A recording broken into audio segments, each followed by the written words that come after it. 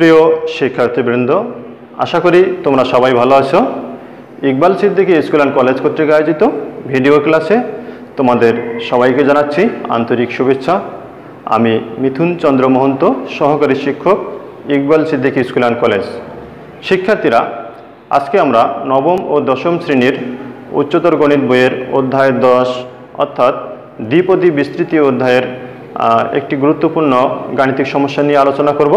সেটি হচ্ছে অনুশীলনী 10.2-এর গাণিতিক সমস্যা হচ্ছে কত? 10, অর্থাৎ 10 নম্বর গাণিতিক সমস্যাটি আমরা সমাধান করব। তো এখানে বলা আছে যে p minus half x whole to the power 6 সমান r minus 96x plus S x square হলে পি আর এবং এস এর মান নির্ণয় করো। তাহলে আমাকে কী করতে হবে? পি এর মান নির্ণয় করতে হবে, আর এর মান নির্ণয় করতে হবে, আর হলো এস এর মান নির্ণয় করতে হবে। তো শিক্ষার্থীরা, এখানে ডান পক্ষ আমরা যদি লক্ষ্য করি তাহলে এখানে কয়টা পদ পর্যন্ত বিস্তৃতি করা আছে? 3টা পদ, অর্থাৎ প্রথম পদ, দ্বিতীয় পদ, তৃতীয় পদ। তাহলে আমরা প্রথমে যখন অঙ্কটা করা শুরু করব তাহলে আমাদেরকে আগে টার্গেট করতে হবে যে আমি কিভাবে এখানে কাজ করা শুরু করব। তাহলে এখানে যেহেতু দেওয়া আছে যে ডান পক্ষে 3 পদ পর্যন্ত বিস্তৃতি অর্থাৎ করা আছে, তাহলে আমাদেরকে কি করতে হবে? এই দ্বিপদী রাশিটাকেও কি করতে হবে? 3 পদ পর্যন্ত বিস্তৃতি করতে হবে। তাহলে এখন আমাদেরকে জানতে হবে যে আমরা এখানে কোন সূত্র ব্যবহার করব। তো আমি আগেই বলেছি, যদি প্রথমে অর্থাৎ প্রথম পদটা যদি 1 থাকে তাহলে আমরা ওই কোন সূত্রটা ব্যবহার করব? যে 1 প্লাস y পাওয়ার n সমান, যেটা লেখা অর্থাৎ এটা সমান কি লেখা যায়? 1 plus n1 y n2 y square, অর্থাৎ এই সূত্রটা ব্যবহার করব। কিন্তু এখানে কি বলা আছে? প্রথম পদে দেওয়া আছে p বলতে এখানে একটা কি ধ্রুবপদ। তাহলে যদি প্রথম পদটা কোনো দ্বিপদী রাশির প্রথম পদটা যদি ধ্রুবপদ অথবা যে কোনো অর্থাৎ 1 ছাড়া যদি অন্য কোনো সংখ্যা থাকে তাহলে আমরা কি করব? দ্বিপদী উপপাদ্যের সূত্রটি ব্যবহার করব। তাহলে এই অঙ্কটা করতে গেলে আমাদেরকে কি করতে হবে? দ্বিপদী উপপাদ্যের সূত্রটি ব্যবহার করতে হবে। তো দ্বিপদী উপপাদ্যের সূত্র তো তোমরা অবশ্যই জানো যে x plus Y power n সমান কি লেখা যায়? X N plus n1 X N minus 1 Y plus n2 X N minus 2 Y square. এটা কীভাবে আসলো? অর্থাৎ প্রথম যে পদটা থাকবে, প্রথম পদের পাওয়ার হবে কি? এই দ্বিপদী রাশির ঘাত তত দিয়ে শুরু হবে। আর এখানে কি আছে যে এক্স এর পাওয়ারটা হবে এই ব্র্যাকেটের ভিতরে যে দুইটা সংখ্যা আছে এই দুইটার বিয়োগফল হবে কি? এক্স এর পাওয়ার। আর এখানে দ্বিতীয় পদ অর্থাৎ ওয়াই এর পাওয়ার হবে কি? নিচে যে সংখ্যাটা থাকবে সেটা হলো কি? ওয়াই এর পাওয়ার। তাহলে এখানে আমি 1 কি দিতেও পারি, নাও দিতে পারি। তাহলে এই সূত্রটা ব্যবহার করে আমরা কি করব? এই গাণিতিক সমস্যাটি সমাধান করব। তো শিক্ষার্থীরা, চলো আমরা গাণিতিক সমস্যাটি সমাধান করি। তো এখানে যেহেতু সূত্রের মধ্যে প্লাস আছে আর এখানে কি দেওয়া আছে? মাইনাস দেওয়া আছে, তাহলে আমরা আগে লিখে নিই যে পি মাইনাস হাফ এক্স পাওয়ার কত? 6। তাহলে আমি যদি সূত্রের আকারে সাজিয়ে নিই বা ডাইরেক্ট আমরা এভাবে অঙ্কটি করতে পারবো। তাহলে তোমাদের বোঝানোর সুবিধাতে আমি অঙ্কটাকে সূত্রের আকারে সাজিয়ে নিচ্ছি। তাহলে পি যেহেতু সূত্রে প্লাস আছে প্লাস চিহ্ন দিলাম, তাহলে মাইনাস হাফ এক্স, এটা প্রথম ব্র্যাকেটের ভিতরে নেব, নিয়ে সেকেন্ড ব্র্যাকেট ক্লোজ করে তার উপর পাওয়ার কত দেব? 6। তাহলে এক্ষেত্রে এখানে এক্স বলতে কি? পি, অর্থাৎ এখানে এক্সের জায়গায় পি আর এখানে ওয়াই এর জায়গায় কত আছে? মাইনাস হাফ এক্স, আর এখানে এন এর জায়গায় কত আছে? 6। তাহলে এইভাবে যদি আমি এই সূত্রটাকে অনুসরণ করে যদি আমি এটা বিস্তৃতি করি তাহলে কি হবে?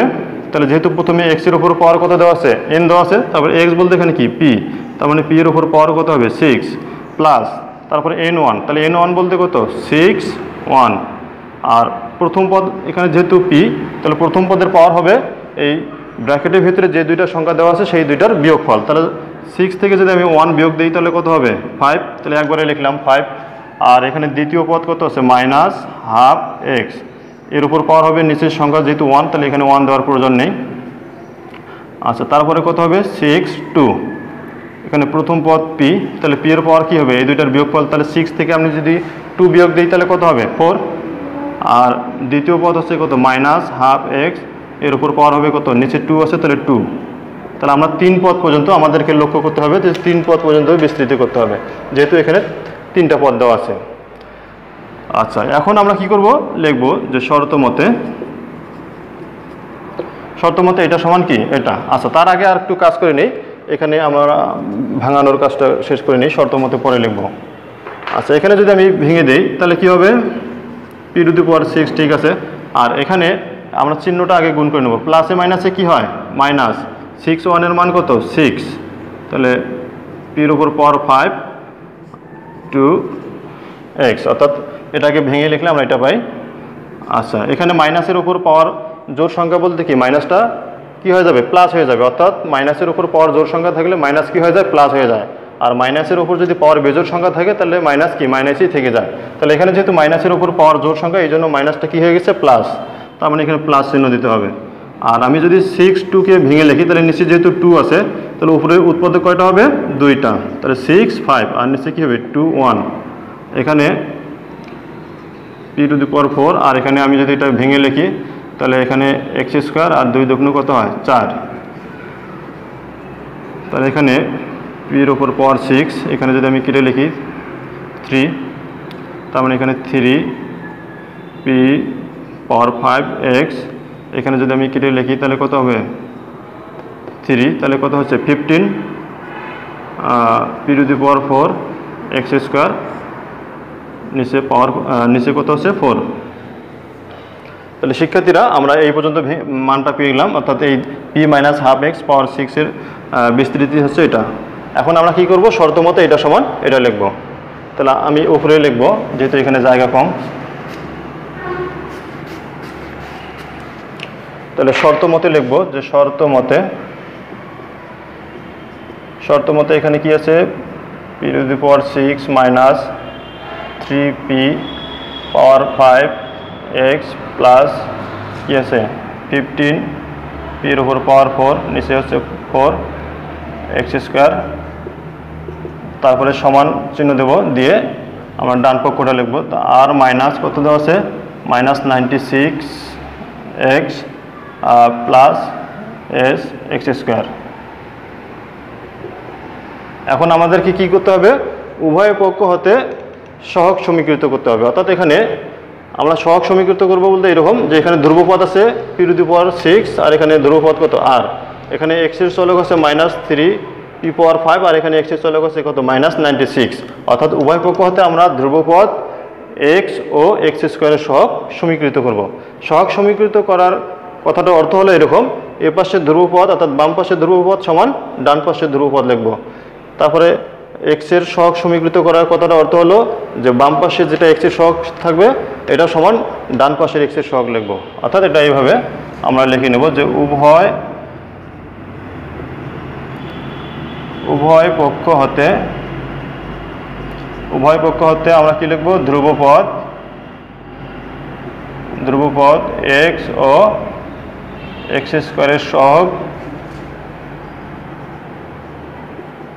সমীকৃত করে পাই।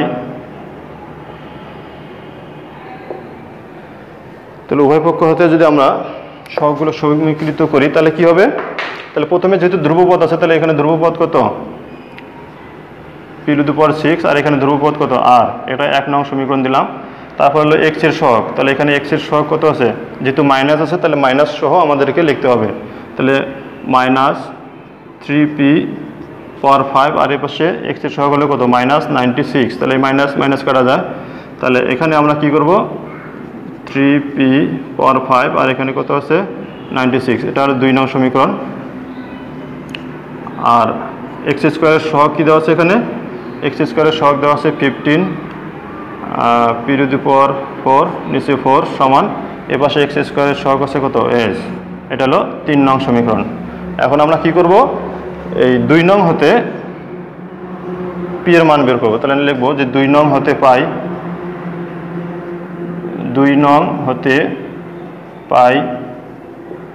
তাহলে এখানে কি আছে 3p পাওয়ার 5 সমান 96, তাহলে আমি যেহেতু পি এর মান বের করব তাহলে 3টা এপাশে আসে কি হবে ভাগ হবে, তাহলে যদি আমি ভাগ করি তাহলে কত হবে 32, তাহলে এখানে পি এর উপর পাওয়ার 5 আছে।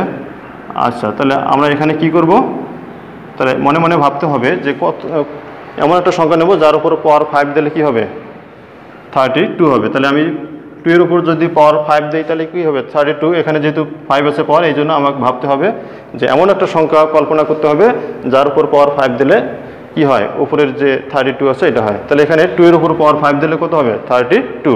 তাহলে এখন আমরা সূচকের নিয়ম অনুসারে কি জানি, যে উভয় পাশে যদি পাওয়ার সমান থাকে তাহলে কি হয়, ভিত্তি দুইটা সমান হয়। তার মানে এখানে আমরা লিখতে পারি পি সমান 2। তাহলে আমরা এখানে পি এর মান পেলাম। এখন এই পি এর মান আমরা 1 নং এ বসালে আর এর মান পাবো, আর যদি 3 নং এ বসাই তাহলে এস এর মান পাবো। তাহলে লিখবো যে পি এর মান 1 নং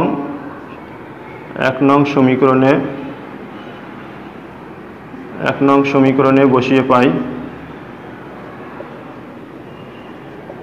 তাহলে পি এর মান যদি 1 নং সমীকরণে বসিয়ে পাই তাহলে আমরা কি লিখবো, যে আর সমান, তাহলে পি এর মান কত 2, তার উপর পাওয়ার 6। তাহলে 2 এর উপর পাওয়ার 6 বলতে কত, এর মান হবে 64। আচ্ছা, একইভাবে পি এর মান এখন আমরা কত নং এ বসাবো, 3 নং এ বসাবো। তাহলে 3 নং এ বসালে আমরা এস এর মান পাবো। তাহলে লিখবো যে পি এর মান 3 নং সমীকরণে বসিয়ে পাই। তাহলে 3 নং সমীকরণে যদি বসাই তাহলে কি হবে, এস সমান এখানে 5, ঠিক আছে, পি এর মান হলো কত 2, তার উপর পাওয়ার 4, নিচে হচ্ছে কত 4। তাহলে এখানে 15, 2 এর উপর পাওয়ার 4 বলতে কি 16, আর নিচে 4। এটা যদি আমি কেটে দেই তাহলে কত হবে, 4 4 16। তাহলে এখন এই 15 এর সাথে যদি আমি 4 গুণ করি তাহলে কত হবে, 60। তাহলে শিক্ষার্থীরা আমরা এখানে পেয়ে গেলাম পি এর মান পেলাম হলো 2, আর এখানে আর এর মান পেলাম 64, এবং এস এর মান পেলাম কত 60। তাহলে এটাই অ্যান্সার। তো আশা করি শিক্ষার্থীরা তোমরা ভালো করে বুঝতে পেরেছো। তো পরবর্তী ক্লাস সবাইকে দেখার জন্য আমন্ত্রণ জানাচ্ছি। তো আজকের মতো এখানেই শেষ করছি। খোদা হাফেজ।